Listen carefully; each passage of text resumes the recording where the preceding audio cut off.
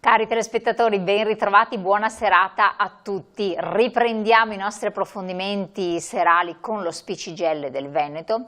Lo facciamo non solo con loro, adesso capirete perché, e in modo particolare in una ricorrenza molto importante, simbolica, significativa, ma più che mai purtroppo anche di attualità per il messaggio che sottende. Parliamo dell'80° anniversario della Liberazione e in modo particolare vi racconteranno i nostri interlocutori della Brigata Maiella. Che cos'è? Molti di voi se ne ricorderanno, penso, alcuni l'avranno studiata, altri invece non ne avranno ben donde chiarezza, ma siamo proprio qui per capire perché è importante ricordare quanto ha fatto e perché al centro dell'attenzione c'è anche la città di Asiago, sull'altopiano dei 7 comuni, in realtà non solo. Questa nasce anche da un'iniziativa che è stata fatta il 30 aprile, un incontro al Teatro Mille Pini di Asiago che ha visto una nutrita partecipazione di tanti cittadini, concittadini, pensionati e giovani delle scuole che sono stati coinvolti e che hanno avuto un grandissimo entusiasmo perché è stato un evento molto riuscito. Di che cosa si è parlato? Perché è stato organizzato a livello unitario in realtà dai sindacati, per cui non solo Spicigelle ma anche FNP, CISL, WILP, ve lo diranno i nostri interlocutori, adesso ve li presento. Quindi ben arrivata Chiara Bonato, ben ritrovata, segretaria generale Spicigelle di Vicenza, grazie di essere qui con noi.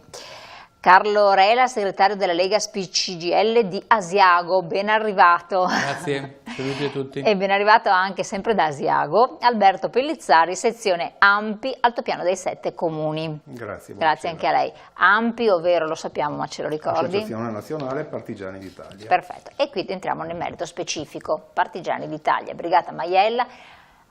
Perché avete organizzato questo evento? Allora, noi abbiamo organizzato questo evento che è la chiusura di un percorso iniziato già due anni fa, che parte dall'Abruzzo e arriva in Veneto. È un passaggio di testimone sulla resistenza e la liberazione dell'Italia dal nazifascismo. Noi abbiamo organizzato questo evento insieme, come dicevi giustamente, a CISL Guide dei pensionati, perché uno dei punti focali della nostra attività come sindacato dei pensionati è quello di riportare la memoria storica, di non far cadere nel vuoto quello che è successo negli anni scorsi e un lavoro di tramandare la memoria soprattutto nei confronti dei giovani, ed è per questo che gran parte delle attività che facciamo su questo piano sono rivolte alla scuola o sono fatte assieme alla scuola. È stato importante ricordare la liberazione, ricordare anche questi, prima le vedrete passare delle foto dei ragazzi della Brigata Maiella, perché erano ragazzi, e attraverso loro ricordare tutti quelli che hanno sacrificato la loro vita per la libertà di questo paese.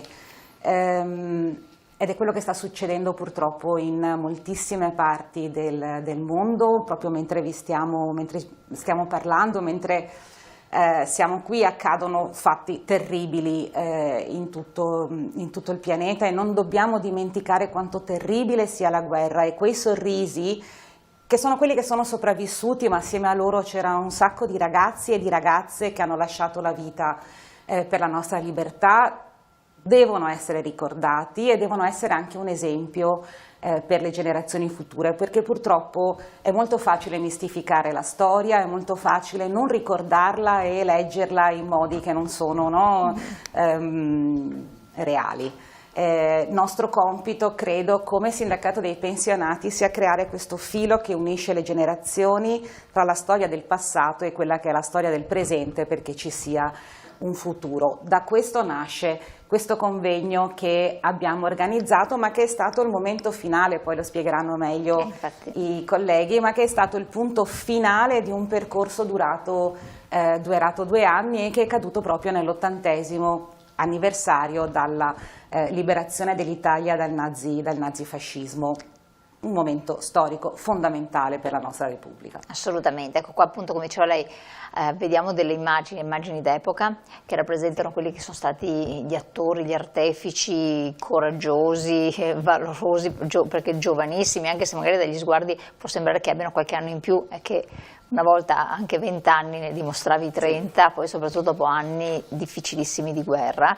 Ci sono delle immagini che non possono essere messe in onda naturalmente perché sono particolarmente toccanti e non sono state neanche utilizzate nel corso del convegno, lo so, perché potevano toccare la sensibilità insomma delle persone, per far capire la portata di cosa stiamo parlando. Entreremo sempre più nel merito con i nostri esperti. Delle immagini che si sono viste, sono soprattutto le parole, quelle che hanno toccato noi tutti che eravamo lì, ma soprattutto i ragazzi che erano lì, e sono le testimonianze di chi ha visto, chi ha assistito ad alcune torture, l'eccidio che c'è stato pochi giorni prima del 1° maggio, le testimonianze di chi ha assistito a queste cose sono di una durezza che ha veramente difficili da ascoltare, ma si è scelto di comunque farle sentire a chi era lì,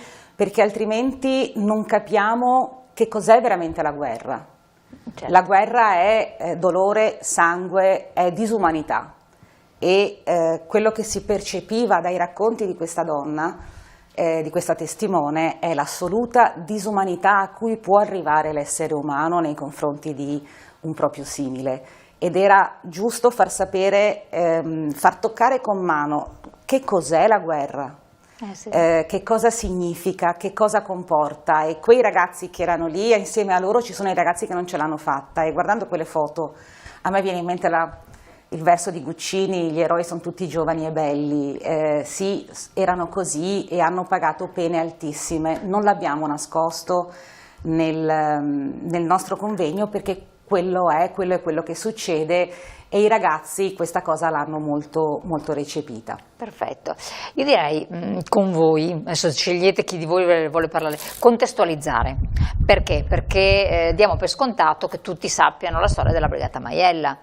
Ma così non è, o anche chi la sapeva può non aver avuto più memoria, perché magari i tempi passano e le cose passano appunto. Chi me la vuole contestualizzare, sia come periodo storico che anche come si è venuta costituendo, come è salita, arrivata fino ad Asiago, e in che momento in modo particolare. Quante ore mi dà? No, poi però un po' di minuti ce li abbiamo, allora, perché erano volontari innanzitutto, chi erano? Partigiani, ma chi erano i partigiani? Allora, interagite tra di voi se dovete contribuire con la memoria. Io parto dall'Abruzzo, dato che sono andato in Abruzzo a Casoli 2 anni fa, perché la Brigata Maiella nasce non nel 45 ma nasce nel 43, dopo l'8 settembre nasce la linea Gustav. La linea Gustav passa per la Maiella, passa per l'Abruzzo. La linea Gustav è una linea tedesca. La linea Gustav è la prima linea difensiva che i tedeschi hanno fatto da Cassino fino alla parte adriatica, in modo da fare una linea difensiva dove, per evitare che gli americani che erano sbarcati nel meridione andassero verso nord. E quindi la linea difensiva, noi sappiamo che cosa è successo nella linea successiva in Emilia, perché dopo nel 1944 la linea si è attestata sulle colline dell'Emilia Romagna, ma in quel momento nel 1943, dopo l'8 settembre, la linea difensiva era la linea Gustav che passava per l'Abruzzo. Quindi là dove passavano i tedeschi sono nate le prime bande di partigiani, di patrioti, e queste due bande attorno alla montagna Maiella si sono, semplifico e cerco di essere più conciso possibile. Ma comunque contestualizziamo che era un momento in cui erano ridotti la popolazione ridotta allo stremo delle forze, alla fame. Esatto. C'erano stati degli eccidi, mi sembra, esatto. Giusto? Ci sono stati vari morti e vari eccidi nazisti in quel momento, nella occupazione nazista e nella voler fare questa linea difensiva.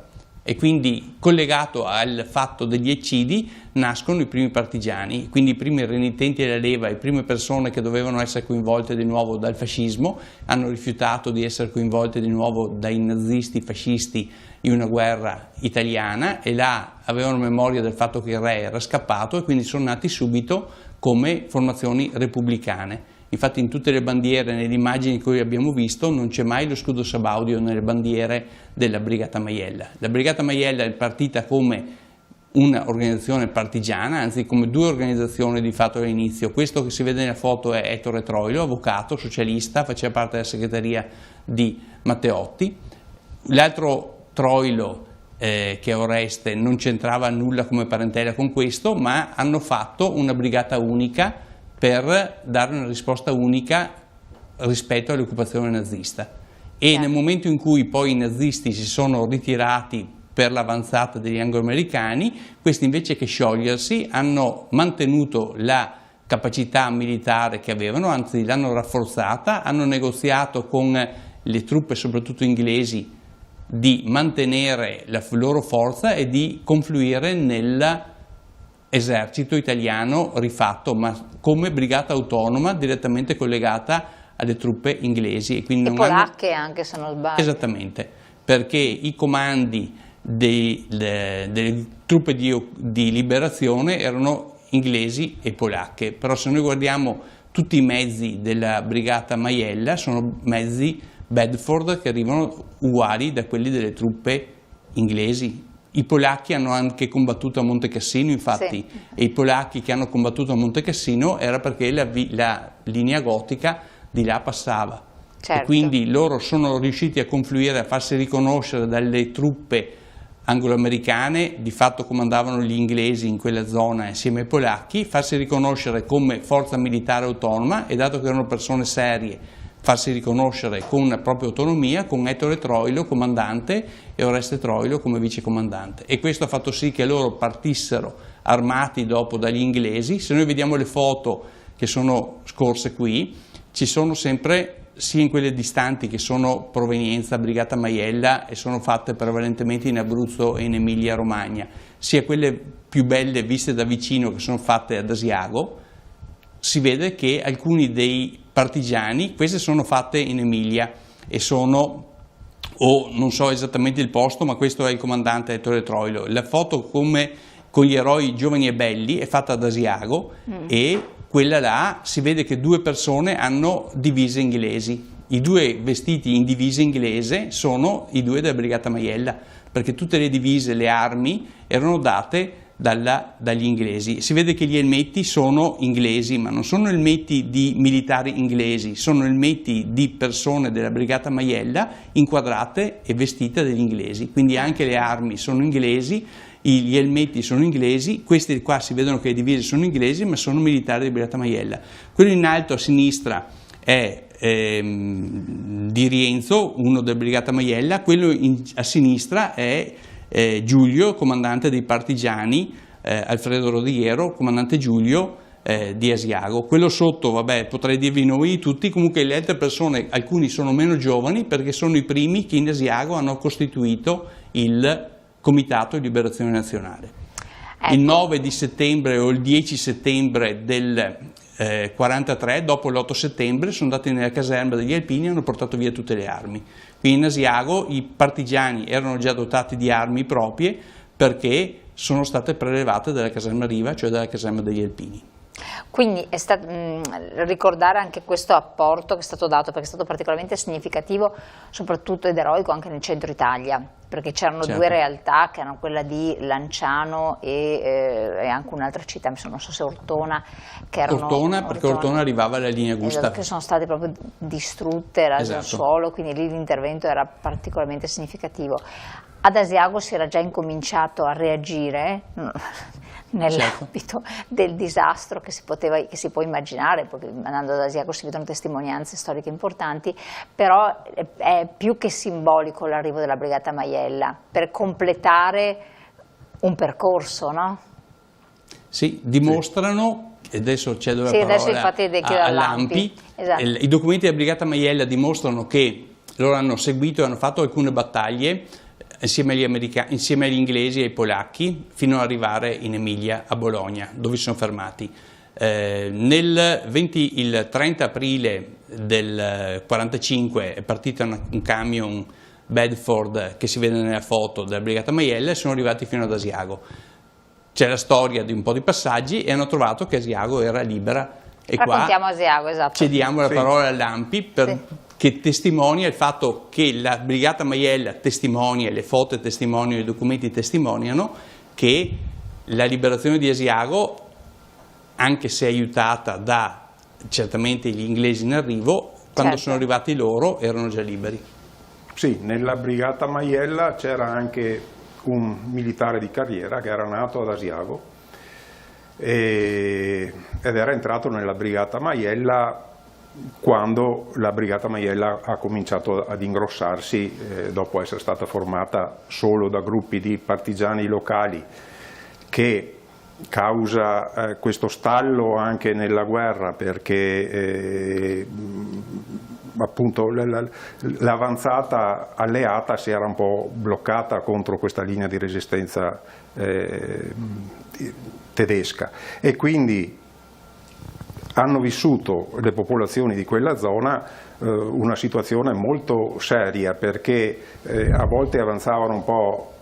Certi paesi venivano conquistati dagli alleati, che poi si tiravano un po' indietro, e inoltre i tedeschi avevano deciso di fare terra bruciata su questi territori, proprio per non lasciare niente agli alleati in avanzata.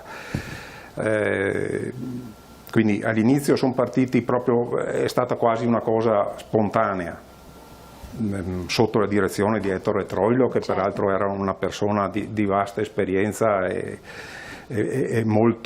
aveva addirittura cercato di combattere i nazisti ancora a Roma al momento subito dopo l'8 settembre.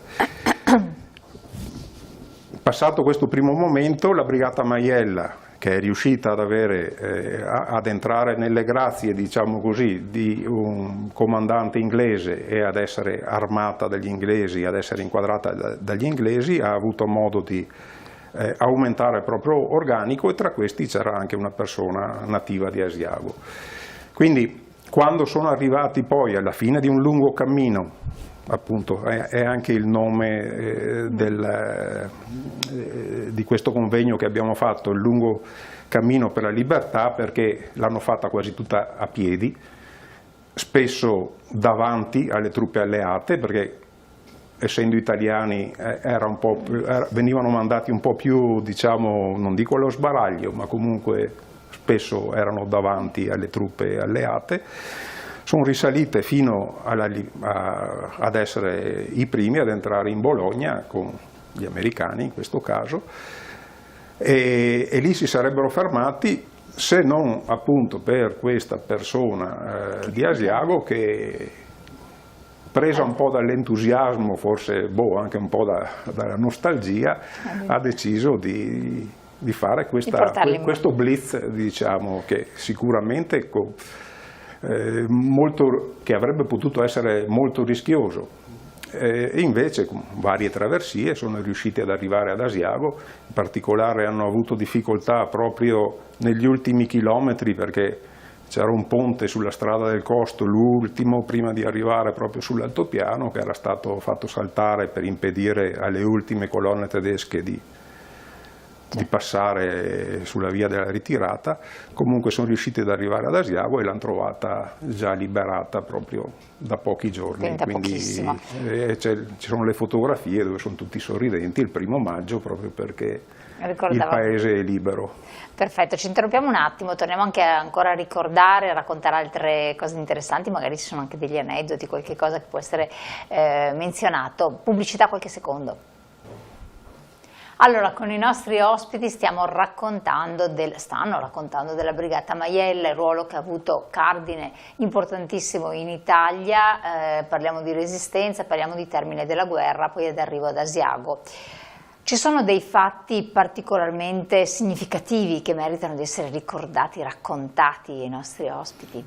Uno è appunto quello che citava poco fa Chiara, di un eccidio proprio di una crudeltà inconcepibile, che però penso che vediamo replicata tutte le sere sui telegiornali ormai, su quel poco che riusciamo a vedere. È brutto anche che ci sia ormai questa abitudine che però c'è di prendere tutto con molta leggerezza, perché ci hanno ormai abituato a tutto, cioè ci hanno abituato.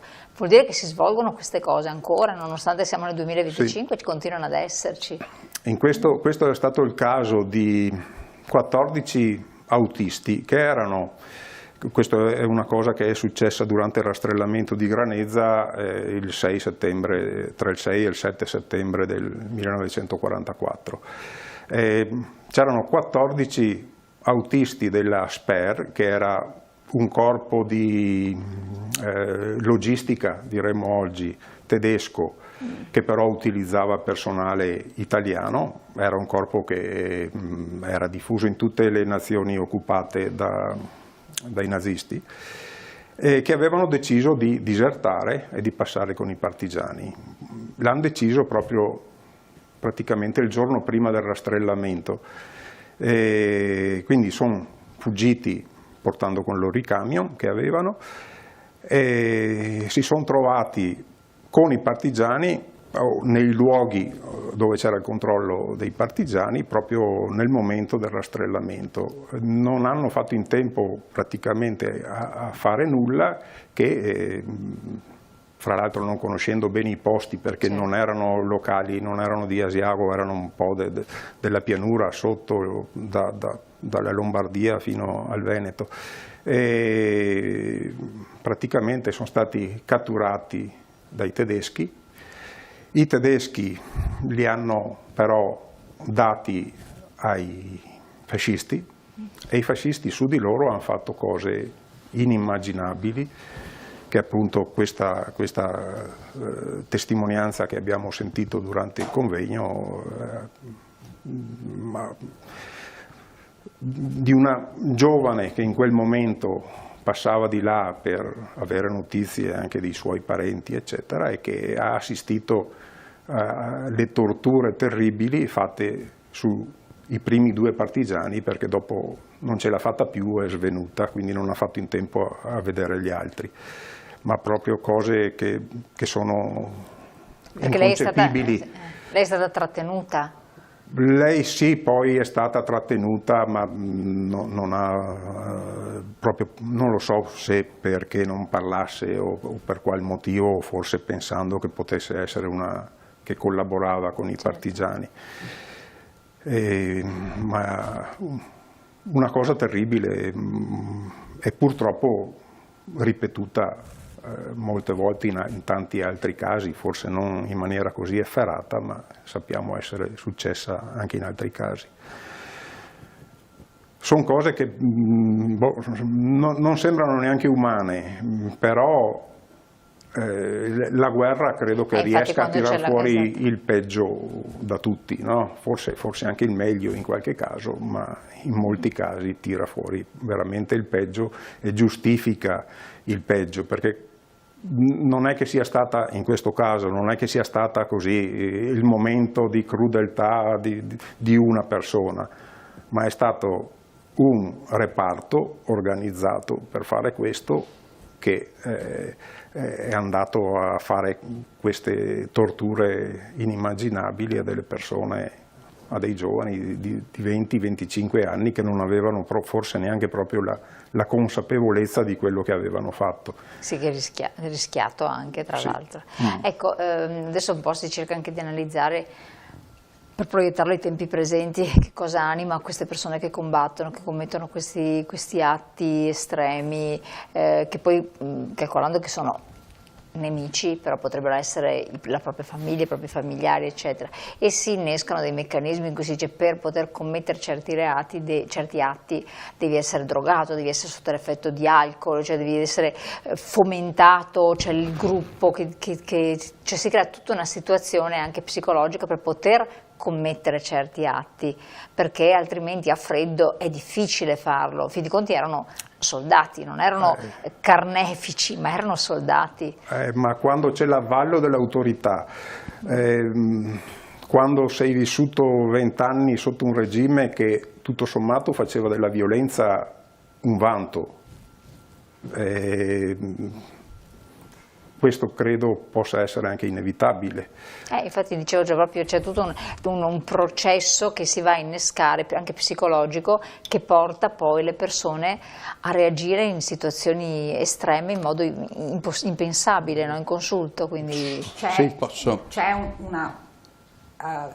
È stato un regime, quello fascista, così come quello nazista, ma come molti altri regimi, che si fonda sulla violenza, su una violenza e sopruso praticamente quotidiani, il che crea, se si vuole, anche un'abitudine a questo. È quello che diceva Alberto, io lo faccio quando ho la copertura di chi sta sopra di me. Ci sono teorie psicologiche però molto meno, come posso dire, rassicuranti, che dicono che in un certo punto, in un certo livello, quello del carnefice diventa un lavoro come un altro, perché in un certo senso ti disumanizzi e diventi parte di un ingranaggio, come se facessi qualsiasi altro lavoro. Ci sono degli studi psicologici su anche altri regimi, da Pol Pot ad altre, insomma, situazioni fatte da questo psicologo di cui purtroppo non ricordo il nome, che si occupa delle vittime, o anche in Ruanda, dove quell'estrema violenza fa parte di un lavoro che è quello che sto facendo nella guerra, ed è molto significativo, rischia di essere molto significativo su quello che è l'animo profondo. La cosa terribile era quello che si diceva prima: la violenza che ci arriva tutti i giorni in televisione rischia di anestetizzarci, sì. Ed è quell'ottundimento delle anime, quello che si era ottenuto in quel periodo e quello che sta accadendo adesso. Noi vediamo immagini terrificanti, cambiamo canale e guardiamo la ruota della fortuna, senza che ci sia nessuna soluzione di continuità, senza che ci sia nessuna presa di coscienza. L'importanza di aver fatto sentire la testimonianza di quella ragazza, che era giovanissima all'epoca, è perché ci ha messo, le parole a volte sono più impressionanti delle immagini, ci ha messo di fronte a quel dolore estremo. A volte le parole sono molto più forti delle immagini, perché l'immagine ti distrae, la parola ti costringe a stare su quello che stai ascoltando. Ecco, i ragazzi, sì. Posso aggiungere una cosa, che la testimonianza della Brigata Maiella è interessante perché loro arrivano ad Asiago il 1° maggio, se ne vanno il 3 maggio e proprio una sono cosa rimaste 3 giorni. E le foto sono allora loro arrivano il 1° maggio, le foto, quelle che abbiamo visto, sono del 2 maggio e il 3 maggio ritirano i documenti e i saluti e gli attestati da parte del comando dei partigiani, questi che si vedono in questo momento, e testimoniano che ad Asiago è rappacificato tutto, cioè mentre noi abbiamo testimonianze in altre zone d'Italia di vendette, di sangue, di morti post liberazione, ad Asiago il 1° maggio non ci sono più eccidi di nessun tipo, non ci sono vendette, è veramente ritornata la libertà con la pace sociale anche. Forse dopo c'è stata la voglia di dimenticare da parte di tanti o di tantissimi, però in quel momento la Brigata Maiella, con i documenti che noi abbiamo, testimonia che da Bologna, dove sono partiti all'alba del giorno 1, arrivando alla sera ad Asiago, hanno superato tanti posti di blocco partigiani, hanno visto quello che era rimasto di qualche eccidio, però nessuno gli ha sparato addosso, non hanno avuto interruzioni se non quelle che ha detto prima Alberto. Ci hanno trovato dei posti di blocco dei partigiani prima a Cogollo, quindi alla base di Asiago, poi prima di Asiago un ponte saltato che hanno superato, però in Asiago non c'erano più epurazioni, vendette, era già un momento di pace.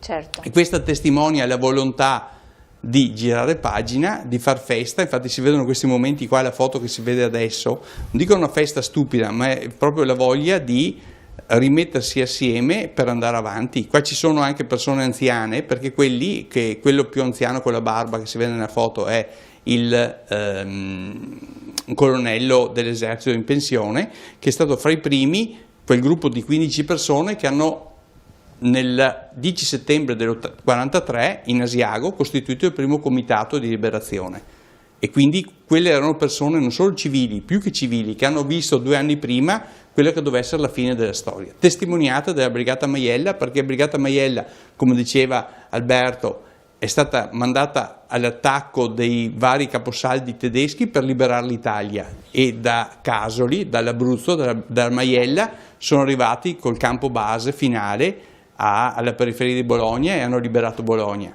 e da là sono venuti per l'ostazione fino a Asiago per testimoniare che non c'era più bisogno del loro intervento armato, perché i vari gruppi partigiani affiancati dagli americani, ma non sono arrivati gli inglesi ad Asiago il 1° e il 2 maggio, gli inglesi sono arrivati la settimana dopo. Per quella settimana là Asiago era in mano ai partigiani. Loro hanno testimoniato e hanno dato i verbali agli inglesi con cui erano associati, che potevano arrivare fino ad Asiago perché Asiago era già libera. Infatti c'è tutta una serie di passaggi molto importanti. Ecco, non è anche stato così semplice e banale dare il riconoscimento a questa brigata, che era fatta comunque da volontari, sostanzialmente partigiani, però è significativo che sia stata una brigata di partigiani che ha avuto un riconoscimento, ci sono voluti Sì, ha avuto la medaglia d'oro al valor militare, però ci ha messo un po', proprio perché era un po' fuori dagli schemi anche, no? E credo proprio per non essere passata subito in quello che si chiamava CIL, il Corpo Italiano di Liberazione, che era invece costituito da militari che erano passati con il governo del sud, diciamo, con il re e con il governo del sud. Proprio per questa autonomia ci ha messo un po' ad avere il riconoscimento che, se non sbaglio, è stato concesso nei primi anni 60, adesso non ricordo esattamente, però l'hanno più che meritato. Un altro fattore proprio quasi unico, direi, della Brigata Maiella è che è stata una delle poche formazioni partigiane che, dopo aver liberato la propria regione, ha deciso di continuare. Quindi esatto, altri avrebbero detto ok, il nostro lavoro l'abbiamo fatto, a casa nostra siamo a posto, arrivederci. Quindi anche una predisposizione e generosità d'animo, perché insomma potevi rischiare la vita costantemente. Che cosa hanno recepito i ragazzi? Io credo che i ragazzi abbiano recepito intanto questo aspetto che si diceva adesso, no? Alla fine, che è importante, ed è una cosa su cui quando facciamo le nostre attività con i più giovani è quella che su cui puntiamo sempre, non tacere davanti alle ingiustizie, sia che si parli di mafia, sia che si parli di guerra, sia che si parli di razzismo. La cosa che ci teniamo arrivi ai ragazzi è quando ti trovi in una situazione, anche la più piccola, puoi fare anche da solo, anche poche cose, ma sono importantissime. Quando ti trovi davanti ad una situazione di ingiustizia, reagisci. Perché la reazione di ognuno poi fa un'azione più grande, ed è questo quello che è stato lo spirito di quei partigiani. Ma i ragazzi l'hanno compreso e sarebbero in grado di farlo? Perché tante volte sembra quasi che facciano massa, critica, gruppo, però poi non hanno il coraggio di reagire, di dare un'impronta anche al loro tempo, in qualche modo. Io credo ci sia una grandissima differenza tra le generazioni. Mentre un tempo la mia generazione già cominciava a perdere questa cosa, io sono stata giovane negli anni '80, quindi c'era il reflusso più. Ma mentre un tempo i ragazzi avevano un posto e degli ideali qualsiasi, dove ritrovarsi e dove fare gruppo, adesso, per motivi oggettivi e anche di un mondo che è pesantemente cambiato e l'uso dei telefonini eccetera tende molto ad isolare, per loro è molto più difficile. non è che non lo fanno, è più difficile. Potrebbe essere più semplice perché hanno in mano tutti gli strumenti. Hanno in mano tutti gli strumenti, però il più difficile è il trovarsi e il fare massa critica, perché faccio massa critica non con il telefonino. Le rivoluzioni, qualsiasi esse siano, non le faccio mandando un tweet, un post, le faccio agendo in prima persona. Non basta. Esporsi. Bisogna esporsi e bisogna esporsi con il proprio, anche fisicamente. Nel senso di alzarsi in piedi e parlare, non basta mandare un tweet, ed è la cosa che è più difficile per i ragazzi. Io credo che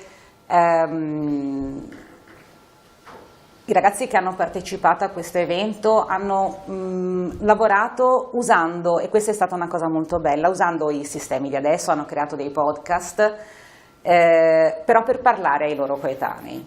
Quindi bisogna trovare anche dei modi nuovi e diversi di coinvolgerli. Poi è vero, fanno fatica a fare massa critica. Quello che è successo in Nepal ci dice che i ragazzi in massa critica riescono a farla. Cioè, cosa è successo? Ricordiamo i nostri telespettatori. Il Nepal pochi giorni fa ha rovesciato un governo corrotto ed è stato rovesciato dai ragazzi, mi sentono ragazzini, dai giovani della generazione, quella che chiamano la generazione Z, che è la generazione dei ventenni, che sono scesi in piazza rischiando del proprio. Io non dico che questo deve succedere, però io credo ci sia una generosità nei giovani che c'è stata, c'è e ci sarà sempre. Bisogna però dargli il modo di poterle esprimere con i loro mezzi, non possiamo essere noi a dire che cosa devono fare. Assolutamente. Ecco, torniamo su questi temi perché sono importanti, ma anche contestualizzandoli, poi estendendo la platea in qualche modo. Abbiamo qualche secondo di pubblicità. Allora, se non torniamo su questi temi, stiamo un po' anche chiacchierando così fuori onda con i nostri ospiti. Essere giovani adesso, essere giovani tanti anni fa, sempre a giovane età, sempre entusiasmo, aspettative, gesti eroici perché credi in valori, in qualche cosa, ma secondo voi, chiudo anche a lampi, non solo lo SPI, perché lo SPI fa spesso partenariato con i giovani per cercare di coinvolgerli in tante iniziative, azioni del genere contestualizzate nel nostro paese, potrebbero esserci oppure c'è ormai un individualismo che i genitori di questi giovani attuali hanno trasmesso e che quindi non aiuta più a creare questa massa critica, a riuscire a fare qualche cosa per la collettività, a credere ancora in valori, a credere nel futuro e non nel presente soltanto. Che cosa avete anche percepito da questi incontri? Sì. Vai. I giovani hanno fatto secondo me una bellissima figura, nel senso che io sono stato impressionato dal fatto che hanno fatto una ricerca e approfondito le fonti su alcuni temi riguardanti la resistenza. La provincia di Chieti aveva lanciato un concorso per rivedere in qualche modo a distanza di 80 anni che cosa era la Brigata Maiella o che cosa è stato il movimento partigiano. I ragazzi delle scuole quarte dell'ITE, quindi Istituto Tecnico Economico di Asiago, hanno approfondito tipo i luoghi della resistenza, andando a vedere quali erano i luoghi dove i fatti sono successi, guardando e raccontando con le parole poi che cosa è stata la resistenza in questi luoghi, quindi non parlando di luoghi metafisici come può essere il internet o il web dove c'è l'intelligenza artificiale che ti fa costruire tutto ma è finto, ma vedi proprio dove i fatti sono successi, così come quando hanno studiato le donne e la resistenza hanno studiato i nomi, i cognomi, gli indirizzi di alcune staffette partigiane che facevano quello che faceva internet adesso, erano quelle che facevano WhatsApp, cioè portavano con la bicicletta l'informazione da una parte, dalla zona sud di Asiago e la zona nord. Quando hanno studiato i canti, che ci sono o non ci sono, si possono dire tante cose sulle musiche della resistenza, però hanno ricostruito quelle che erano le fonti di questi aspetti. Quando hanno ricostruito i rapporti fra la resistenza e gli inglesi, perché noi abbiamo avuto gli inglesi, come dicevo prima, che sono arrivati una settimana dopo, il 1° aprile, ma gli inglesi sono stati paracadutati in altopiano, ancora nel settembre del 1944, perché come gli inglesi erano stati paracadutati in Normandia per preparare il terreno e lo sbarco, così un gruppo di inglesi sono stati paracadutati in altopiano di Asiago ancora nel 1944 per preparare quella che doveva essere una resistenza. E allora i ragazzi, secondo me, si sono trovati nel preparare usando solo le parole, perché la scelta è stata alla fine di fare solo dei podcast, quindi solo parole, e registrare delle parole su quello che erano quegli aspetti. Però hanno studiato che quelle parole hanno dietro una fonte vera. Vera vuol dire non che forse c'era, forse c'è il documento, forse c'è il posto. No, il posto c'era, la staffetta partigiana c'era, la musica c'era, i documenti... Cose reali. Cose reali. E quindi, secondo me, questi ragazzi sono portati via il fatto che la verità si basa su dei fatti. E li ho visti bravissimi professori, secondo me, a coinvolgerli in questo lavoro. Certo, sì. Hanno vinto il concorso, quelli di Asiago, quindi complimenti, perché hanno fatto un lavoro che è stato riconosciuto dalla provincia di Chieti come meritevole di essere premiato, perché hanno fatto un lavoro che, pur prendendo solo parole e non quadri, non immagini, non film, non foto, non collage, hanno fatto solo parole registrate con una logica. Però facile. Hanno dimostrato che la forza delle parole è un documento che, quando ha le fonti dietro, è un documento che può cambiare la storia, perché parli di cose vere e non di cose finte.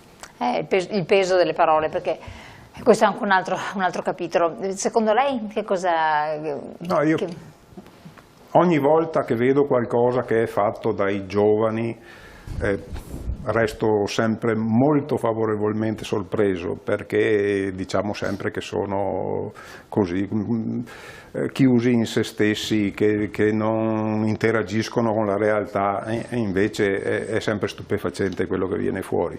È che purtroppo anche loro vivono in un mondo di vecchi, sono pochi e gli anziani, i vecchi sono sempre di più, quindi credo sia anche questo un problema, un grosso problema per loro, perché hanno difficoltà ad esporsi in questo mondo che è vecchio, appunto, quindi non so, soluzione non c'è. Però non possiamo sicuramente noi a dirgli cosa devono fare. Riflettendo, non ci si può fare niente, è un mondo di vecchi, non è un paese, perché in realtà poi ci portiamo in altre parti del mondo e la tendenza dilagante è questa. E in realtà, secondo me, è il sistema che fa sì che diventino paesi di vecchi, è tutti i meccanismi che ci sono, perché ovviamente più tu hai aspettative, esigenze, più tu cresci in un certo modo, più hai difficoltà poi a sacrificarti, a rinunciare a questo per aver figli, per fare una famiglia, per far sacrifici. E quindi anche qui parliamo di grandi sacrifici, come può essere una brigata che ha fatto la storia.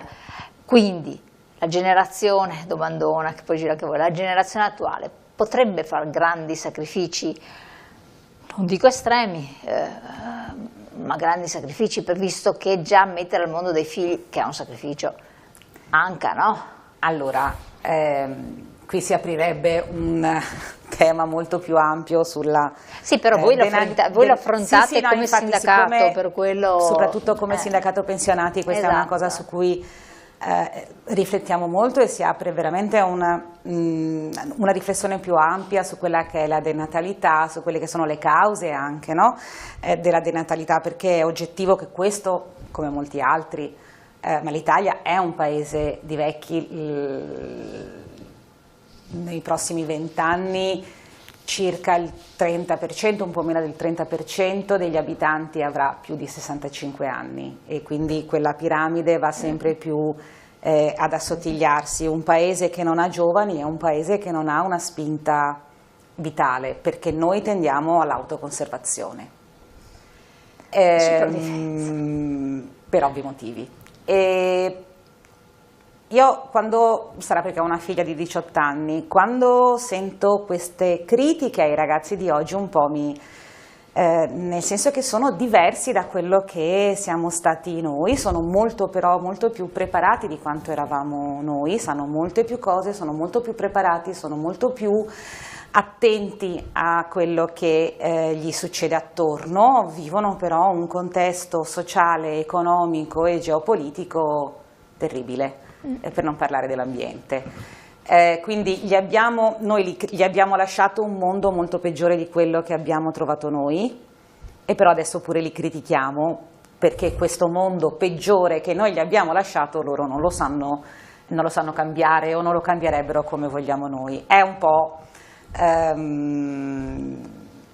nel senso, i ragazzi sono ragazzi e a me capita di parlare con i compagni, ma fai il discorso della pensione, nessuno pensa alla pensione, ora io non so voce, ma a 20 anni nessuno di noi ci pensava, e molti di noi avevano ben altre idee per la testa, perché poi sono ragazzi giovani. Però la cosa che sempre mi lascia stupita è che veramente noi abbiamo apparecchiato per loro un mondo peggiore, io parlo della mia generazione, peggiore di quella che i miei genitori avevano preparato per me.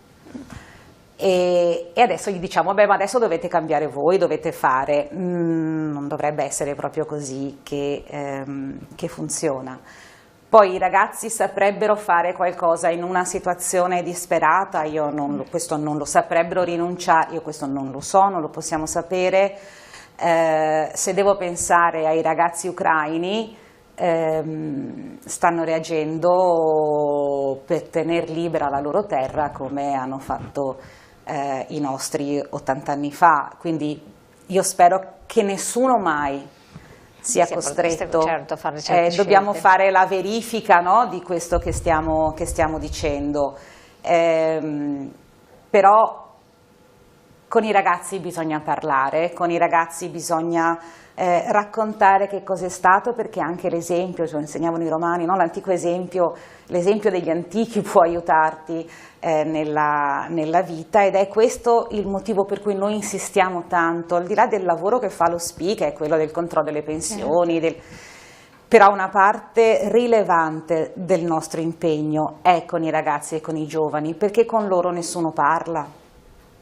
E io mi ricordo le cose che so della seconda guerra mondiale, dei partigiani, la liberazione di Asiago, i miei erano di Marostica, la ricordo perché me la raccontavano i nonni. Sì, è già tanto, perché non tutti hanno i nonni che... All'epoca, insomma, sì, ti raccontavano. Adesso c'è come una cesura tra le generazioni, e noi questo dobbiamo cercare di invece rimettere assieme, perché quello che deve essere chiaro è che l'Italia è stata liberata da inglesi, americani, dalle truppe alleate, ma l'Italia si è in parte liberata da sola, con i suoi cittadini, con i partigiani che hanno liberato questo paese, e questo ci ha permesso di sederci al tavolo non come gli alleati, come eravamo, di tedeschi e giapponesi, ma come una forza che poi non ha dovuto, come un paese che poi non ha dovuto soggiacere a quello che è successo per esempio alla Germania. E questo è il senso da dare ai ragazzi, non solo ai ragazzi, poi forse ce lo dovremmo ricordare anche noi. È l'azione del singolo insieme all'azione di tanti che fa la differenza.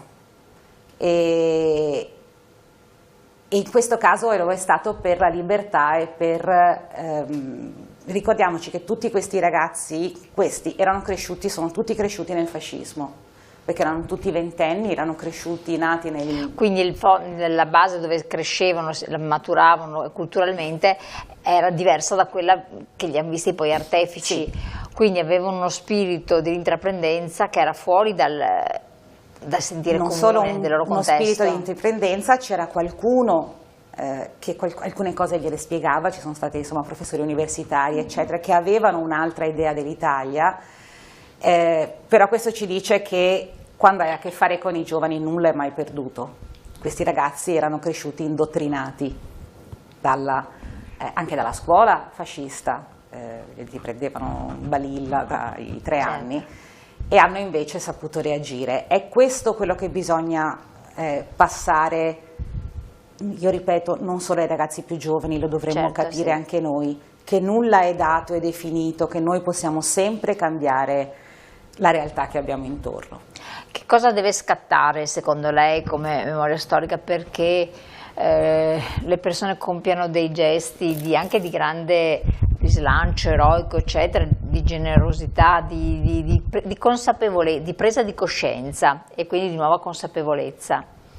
Sono tempi che non tornano, oddio, speriamo che non tornino, cioè, per carità, no. ma sto dicendo un po' in generale in tante cose, senza arrivare a situazioni di guerra, perché proprio lì è, vabbè, ma in tante altre cose dove ci può essere una presa di coscienza, di consapevolezza, parliamo del mondo del lavoro, parliamo di diritti, parliamo di tante cose. Ma è ben difficile dare una risposta perché di solito queste cose succedono senza che nessuno se ne sia accorto prima. Sono sempre situazioni non previste, è sempre stato così nella storia, nei momenti di passaggio da un'impostazione a un'altra, da un regime a un altro, c'è sempre qualcosa di imprevisto. Gli storici poi sono bravi a ricostruire tutto, però prima del fatto difficilmente ci si rende conto di quello che sta succedendo. Quindi francamente non saprei rispondere. Poi il singolo episodio di eroismo può succedere sempre, sì. E nessuno, anche quello è difficile giudicare perché in quei momenti si è spinti anche dall'istinto, da momenti dall'adrenalina. Certo. No, ma qui al di là del singolo slancio proprio parliamo di una cosa organizzata che ti vede dove tu devi avere una grande consapevolezza. Certo. Chiedo a lei, segretario, dalle parole, siccome ci sono stati degli interventi, qui vediamo appunto il parterre degli interlocutori che era molto qualificato, interventi importanti e significativi, c'era anche uno storico se non sbaglio, sì. Quindi non solo. Spinelli. Spinelli, che quindi ha dato uno spaccato molto molto interessante. C'è qualcosa che è stato detto, noi non siamo stati partecipi, come TV7 se ci siamo venuti, però a tutto l'evento i nostri telespettatori che ci seguono non c'erano molti, che l'ha colpita in modo particolare, che vuole riportare, raccontare? Mi ha colpito intanto che CGIL e CISL-UIL erano unite nel proporre, ed era un elemento unificante la memoria di questi fatti.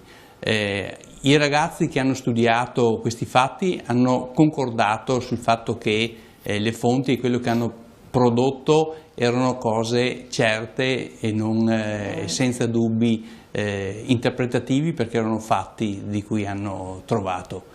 Quindi erano anche loro coinvolti in prima persona, insomma, sì, il fatto di averli messi sul palco, qua abbiamo visto alcune riprese dove i ragazzi sono sul palco a raccontare che cosa hanno fatto, e mi ha colpito che hanno litigato fra di loro nei vari classi, litigato in senso positivo, nel fatto di condividere che cosa e come raccontare di questa storia. E hanno raccontato il fatto della Brigata Maiella anche come un evento unico che ha coinvolto persone, diciamo, intellettuali e persone che erano contadini dell'Abruzzo. Il leader della Brigata Maiella era un avvocato, Troilo era un avvocato già che aveva fatto politica e che sarebbe diventato prefetto di Milano. Infatti. Quello è diventato prefetto di Milano perché tanti partigiani, i vertici, hanno avuto nomine politiche nella prima fase della liberazione, e quindi abbiamo avuto una continuità anche fra i partigiani e alcuni vertici dell'apparato dello Stato. Ma anche in Asiago c'è stata questa continuità che hanno ritrovato. Adesso questa foto qua, per dire, quello più in alto è un maestro, quello sotto è un altro maestro e a sinistra c'è un altro maestro. I piccoli maestri di Meneghello, che hanno fatto la storia di quel libro e della storia di Meneghello.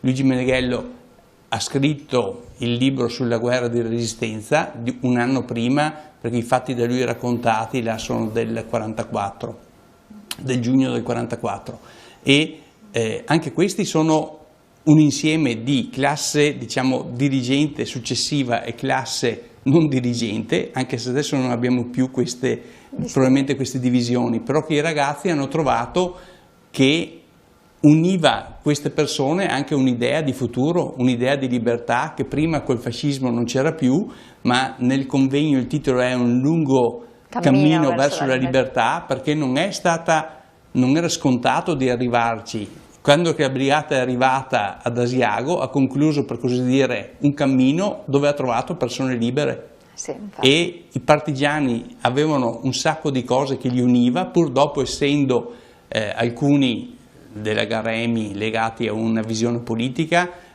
quelli dei Badoliani legati a una continuità, anche se da noi erano pochi, quindi con continuità con Re. Quindi c'era una trasversalità ideologica anche. Esatto, perché hanno trovato che la libertà univa tutti. Nel convegno il fatto di avere un professore universitario che si è appassionato alla storia della resistenza, avere Will a livello nazionale, CISL a livello regionale e nazionale, la CGIL con i massimi esponenti, perché questa visione della libertà ha unito tutti.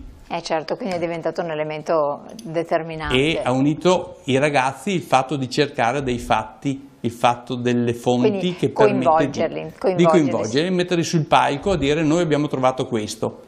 Dove non hanno scritto su internet abbiamo trovato questo, sono andati sul palco dicendo noi siamo ragazzi della quarta superiore dell'istituto e abbiamo scoperto questo. Io vi ringrazio tantissimo, il tempo è volato, quindi grazie Chiara Bonato naturalmente, segretaria generale Spicci Vicine, grazie a lei Carlo Rela, segretario della Lega Spicci di Asiago, e Alberto Pellizzari, sezione Ampi Altopiano dei 7 comuni.